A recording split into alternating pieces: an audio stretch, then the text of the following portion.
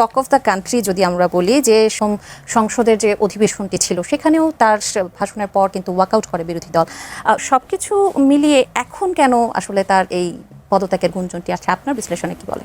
যে আপনি যদি একটা নদী সাঁতার দেওয়া শুরু করেন এবং 5 বছর আপনাকে সাঁতরাইতে হবে, সেটা হলে নির্বাচিত সরকার, তাকে নর্মাল ট্রেন্ড আমাদের 5 বছর তাকে এই নদী পাড়ি দিতে হবে, এপার থেকে ওপারে।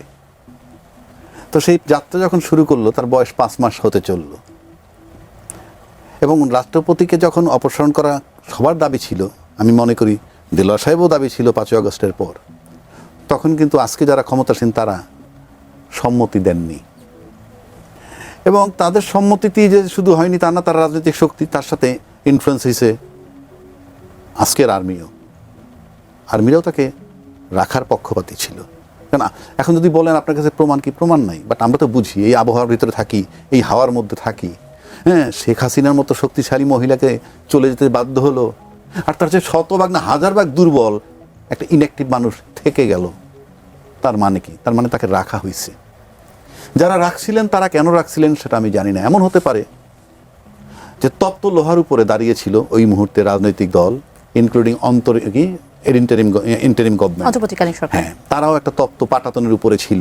সে কারণে হয়তো পারেনি, কারণ প্রশাসনকে লাগে কাজে। প্রশাসন যদি না ঝোঁকে, আর্মি একটা ফ্যাক্টর ঝোঁকে নাই, তাই সরাইতে পারে নাই। কিন্তু এই 5 মাস সাঁতার দেওয়ার পর আমাদের মাননীয় প্রধানমন্ত্রী উনি এখন বুঝতেছেন এই যে তাকে রাখা যাবে না। কেন রাখা যাবে না প্রশ্ন আনতে পারেন। এখানে আমার প্রশ্নটা হলো যে এখানে কি সরকার চাচ্ছে না, নাকি তিনি নিজে থেকে পদত্যাগ করছেন? রাজনৈতিক ভিতরে এত আলাপ লাগতো না। আচ্ছা, আমি যে কোনো মুহূর্তে বলতে পারি, টেলিফোন করে ভাই আমার শরীর ভালো না, আমি কালকে আসবো না, এগুলো বোগাজ আলাপ। কারণ আমরা উই হ্যাভ সিন যে সে কিভাবে রইছে, কি পরিমাণ ইজ্জত তার আছে, যার কোনো রাজনৈতিক আদর্শ নাই। এই ব্যক্তি একবেলা বলল যে বঙ্গবন্ধু যুদ্ধের স্বাধীনতার ঘোষক, বলছে শেখ হাসিনা যখন তাকে বানাইছে, সেই ব্যক্তি আবার বলতেছে জিয়াউর রহমান সাহেব স্বাধীনতার ঘোষক। কে ঘোষক কে ঘোষক না, এই বিতর্ক কিন্তু আমি করছি না। আপনি তার খাইচ্যতটা দেখেন, এটাকে বলে খাইচ্যত। আমার পদে থাকতে হবে, কোন ইনফ্লুয়েন্সে কেন থাকতেছে? এখন সেই যে ইনফ্লুয়েন্সে থাকতো, সেই ইনফ্লুয়েন্স আস্তে আস্তে আস্তে আস্তে দুর্বল হয়েছে। আপনার যদি মনে থাকে তাহলে আপনি দেখবেন আমাদের মোমেন সাহেব যে পররাষ্ট্রমন্ত্রী ছিল, উনি ক্ষমতাচ্যুত হওয়ার পপর শেখ হাসিনা তার 8 মাস পর বাংলাদেশ থেকে বেরোইছেন আজকের প্রশাসনের সহযোগিতায়, সেটা তিনি নিজে বলেছেন। এবং উনি বলছেন আমি 5 বার সিম পাল্টাইছি, 6 বার বাসা পাল্টাইছি, প্রশাসন আমাকে সহযোগিতা করছে, তাই আমি 8 মাস পর বেরিয়ে আসছি। এই যে প্রশাসনের যে ইনফ্লুয়েন্সটা ছিল, সেই ইনফ্লুয়েন্সটা আস্তে আস্তে আস্তে আস্তে দুর্বল হচ্ছে। তার বহিঃপ্রকাশ হলো রাষ্ট্রপতি। রাষ্ট্রপতিকে এখন সরাচ্ছে কেন? রাষ্ট্রপতির কোনো ফাংশন নাই উনি বলছেন। কিন্তু আজকে পর্যন্ত যে আমার যে টালমাতাল সিচুয়েশন, এখন পর্যন্ত কিন্তু আমি বলছি যে এই সরকারও কিন্তু তপ্ত পাটাতনের উপরে দাঁড়াইছে সেই 5ই আগস্টের পর। স্টিল আমরা এখনও কিন্তু অনেক খারাপ পরিস্থিতির মধ্যে, আনস্টেবল সিচুয়েশনের মধ্যে আছি। সেই রকম একটা জায়গায় তার লন্ডন সফর এটা ডাউটফুল ছিল। লন্ডন সফরে দেখা গেছে 2 হাত ভরে খালি শপিং করতেছে, উনি কিন্তু গেছেন চেক আপ করাইতে। তো এই সমস্ত ব্যাপার। আর তার মতো একটা মানুষের আরেকটি সূত্র বলছে যে তিনি আসলে সেখান থেকে ফোনে কথা বলেছেন। আমি সেটা বললাম না, আপনি অর্থটা বুঝে নেন। গেলাম চেক আপ করে, তো 2 বাজারটা নি কেমনে? আমি একটা সাবেক রাষ্ট্রপতি, সাবেক না, আমি একজন রাষ্ট্রপতি। তারপর সেই রাষ্ট্রপতির কি অবস্থাটা কি? আপনি সেই রাষ্ট্রপতি যিনি নাকি সকালে এক কথা বিকালে এক কথা, একবার বঙ্গবন্ধু একবার জিয়ার জিকির যিনি করেন, তার কি কোনো চরিত্র আছে? তাকে কি বিশ্বাস করবে? হয়তো সিচুয়েশনের খাতিরে আমাদের আজকের প্রধানমন্ত্রী একটু সাইলেন্ট ছিলেন, কিন্তু সময়ের ব্যবধানে উনি ভাবলেন যে না, সিক্রেসি অ্যান্ড প্রাইভেসি খুব ইম্পর্টেন্ট একটা ফ্যাক্টর। কারণ রাষ্ট্রপতির কোনো রোল নাই। কালকে যদি ঘটনাচক্রে কোনো কারণে একটা খারাপ পরিস্থিতি আইসা যান, আল্লাহ মাফ করুক, যদি আইসা যায়, তাহলে একটা জরুরি অবস্থাও যদি আসে, he will play a very important role. আর সেক্ষেত্রে আমার একটা নিজস্ব লোক দরকার বলে আমি মনে করি, 1 নম্বর। 2 নম্বর হইল যে উনি রাষ্ট্রপতি, উনি শেখ হাসিনার সময়ের রাষ্ট্রপতি, ফেসিজমের পক্ষের লোক বলে আমরা বলতেছি। কাজী উনি ধোয়া তুলসী পাতা, উনি যে লিকেজ করেন না, ওনার কাছ থেকে যে লিক হচ্ছে না, আমরা কিভাবে যাব? সুতরাং রাষ্ট্রের নিরাপত্তার খাতিরে, প্রাইভেসি সিক্রেসির কারণে, প্লাস তাকে তার দলীয় একটা বানানো দরকার। অ্যাটলিস্ট আমাদের প্রধানমন্ত্রী সাহেব এইটুক নিশ্চিত থাকবেন যে আমার প্রতি লয়াল একজন ব্যক্তি। উনি লয়াল না, এটা কেন জানেন লয়াল না? তার প্রমাণই হলেই এই একই মুখে আমি স্বাধীনতার ঘোষক বঙ্গবন্ধুকে বলছি, একই মুখে আমি জিয়াউর রহমান সাহেবকে স্বাধীনতার ঘোষক। সুতরাং এইরকম লোক যদি কেউ বিশ্বাস করে, তা এমন একটা জায়গায় আসছেন। কারণ আমরা তারেক রহমান সাহেব আমাদের আজকের প্রধানমন্ত্রী, তাকে দেখছি শুরুতে আমাদের কাছে যেটা মনে হয়েছিল যে কোন বলয়ে যাবে।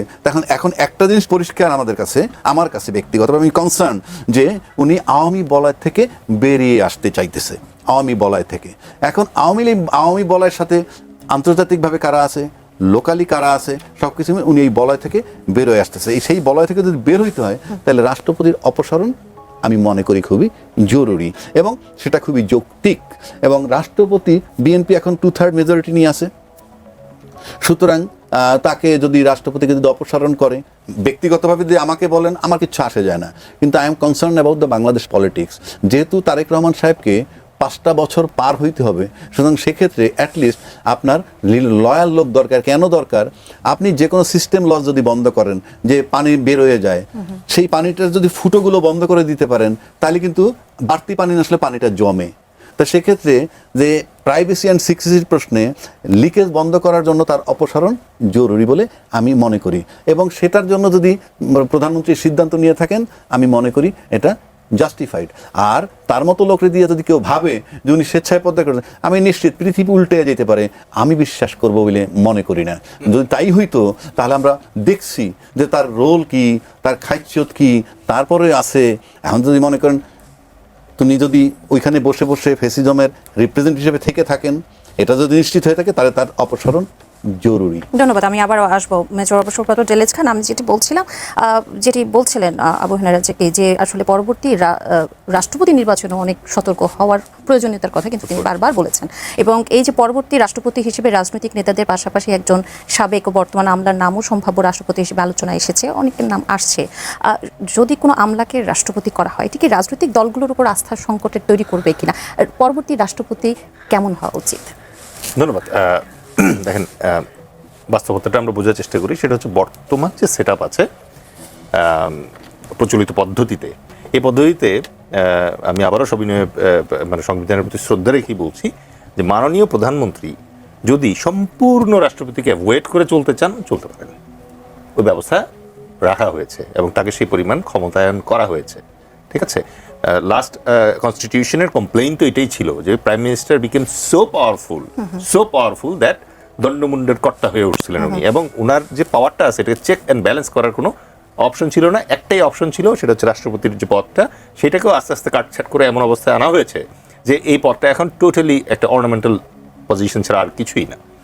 তো সেই প্রেক্ষিতে আমাদের এক্সপেকটেশনটা কি? দেখেন, আমাদের দেশে এখন একটা ভীষণ রকম দৈন্য চলছে, সেটা হচ্ছে চারিত্রিক দৈন্য। ঠিক আছে, আপনি দেখেন আমাদের মানে মাননীয় সংসদ সদস্য যারা আছে তাদের বিভিন্ন ধরনের ভিডিও বের হয়ে আসছে, যেগুলো দেখার পর মানে তাদের এথিক্যাল প্র্যাকটিস এবং তাদের পার্সোনাল ক্যারেক্টার্স যেটা আছে এইটার ব্যাপারে মানে আমাদের নতুন প্রজন্ম যারা জেন জি এবং জেন আলফা, তারা আসলে কি দেখছে দেখেন, কি লজ্জার ব্যাপার। দেখেন, আমেরিকান এক ভদ্রলোককে একবার জিজ্ঞেস করেছিল যে আচ্ছা, তোমাদের দেশে তো মানে ফ্রি মিক্সিং একটা কান্ট্রি, তাহলে বিল ক্লিন্টনের এগেনস্টে যে তোমাদের একটা কমপ্লেইন ছিল, এটার জন্য তোমরা অযথাই মানে এটা তোমরা তো আন্ডাররাইট করতেই পারতা।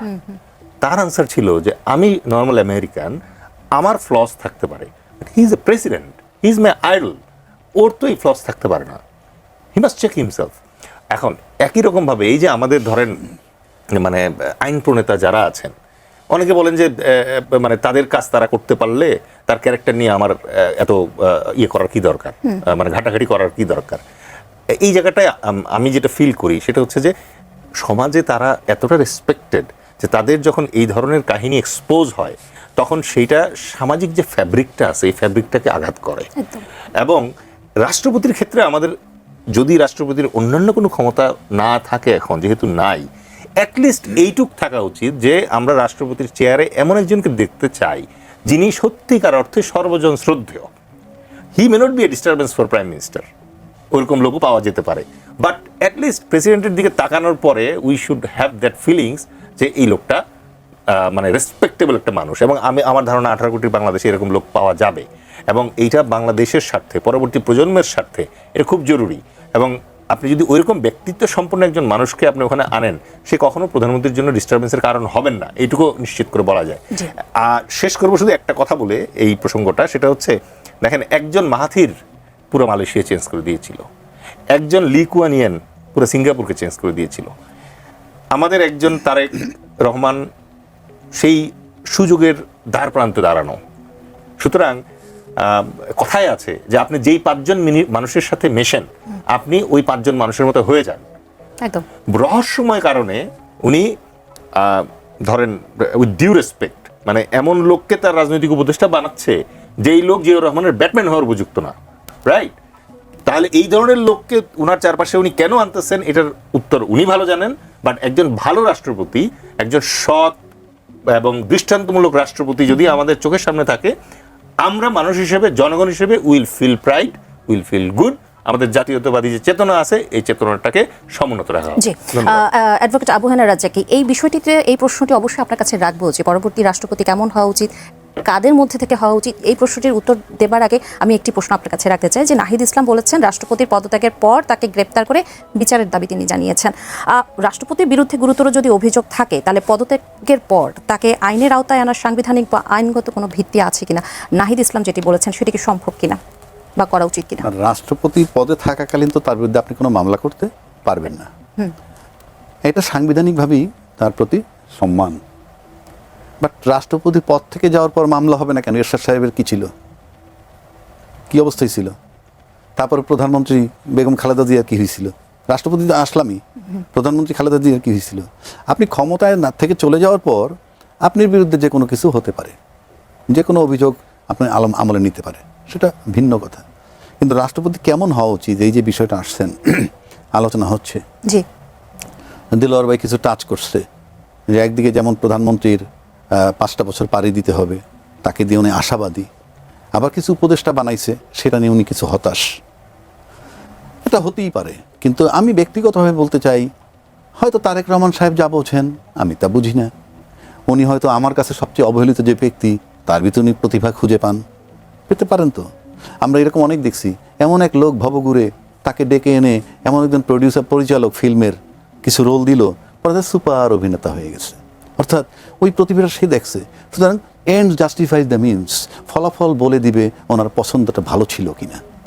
আমরা তো সেক্ষেত্রে আপনার সাজেশন কি হবে? এখন রাষ্ট্রপতির বিষয় যদি আনেন, আমি এখানে বসে বলতে পারি যে দেলোয়ার ভাই বললেন যে রাষ্ট্রপতি হওয়ার মতো ভালো ভালো অনেক লোক আছে। আমি যদি ওনাকে ভালো করে প্রশ্ন করি, উনি কিন্তু নাম বলতে পারবে না কারো। চট করে যদি প্রশ্ন করি, বলেন তো এই মুহূর্তে আপনি কারে চুজ করেন, তাহলে উনি বলতে পারবেন না। যদি বলেন এই প্রশ্ন আমাকে করা হয়, তাহলে আমি বলবো আমার চেয়ে ভালো লোক আমি কাউকে দেখি না।